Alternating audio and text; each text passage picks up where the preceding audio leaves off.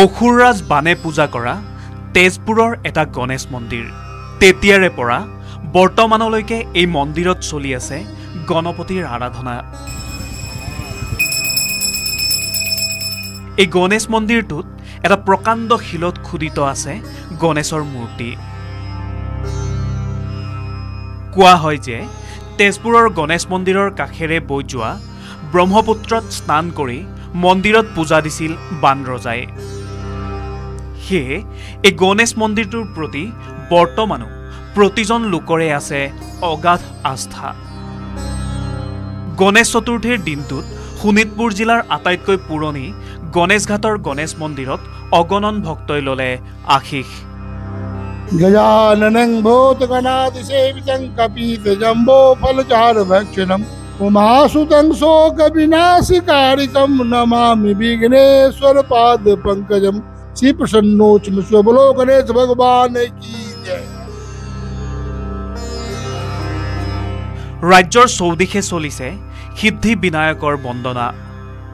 বহু ঐতিহাসিক গণেশ মন্দিৰত পুৱাৰে পৰা মংগল মূৰ্তিৰ আৰাধনা চলিছে। মনোবাঞ্ছা পূৰণৰ বাবে ভক্তৰ লানি নিচিগা ভিৰ গণেশ মন্দিৰসমূহত। গণেশ বাবাক সন্তুষ্ট কৰিবলৈ আগবঢ়াইছে নৈবদ্য। ভক্তসকলে বিচাৰিলে আশীষ। লোকবিশ্বাস মতে আজিৰ দিনটোতেই গণেশ দেৱতা মাতৃ পাৰ্বতীৰ সৈতে কৈলাশৰ পৰা মৰ্ত্যলৈ নামি আহিছিল। দেৱী পক্ষ আৰম্ভ হোৱাৰ আগতেই সিদ্ধি বিনায়কক পূজা দিয়া হয়। অসমৰ লগতে ৰাজ্যৰ বহু ঐতিহাসিক গণেশ মন্দিৰসমূহত বিৰাজ কৰিছে এক মাংগলিক পৰিৱেশে।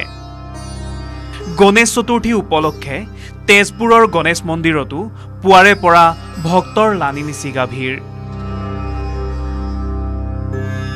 ধূপ ধূনা বন্তিৰে আৰাধনা কৰিলে ভক্তগণে।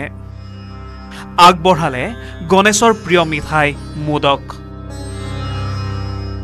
গণেশ পূজা উপলক্ষে লোকাৰণ্য হৈ পৰিছে গণেশঘাট। বুৰঞ্জী প্ৰসিদ্ধ এই গণেশ মন্দিৰটোৰ বাবেই নদীৰ ঘাটটোৰ নাম হৈ পৰিছে গণেশঘাট। কেৱল গণেশ চতুৰ্থীতে নহয়, বছৰৰ আন সময়তো এই মন্দিৰ আৰু গণেশঘাটত ভিৰ কৰে বিভিন্ন প্ৰান্তৰ লোকে। মই আজি গণেশ চতুৰ্থী উপলক্ষে বাবাৰ ওচৰত আশীৰ্বাদ ল'বলৈ আহিছোঁ। বাবাই যেন সকলোৰে মংগল কৰে তাকে কামনা কৰিছোঁ।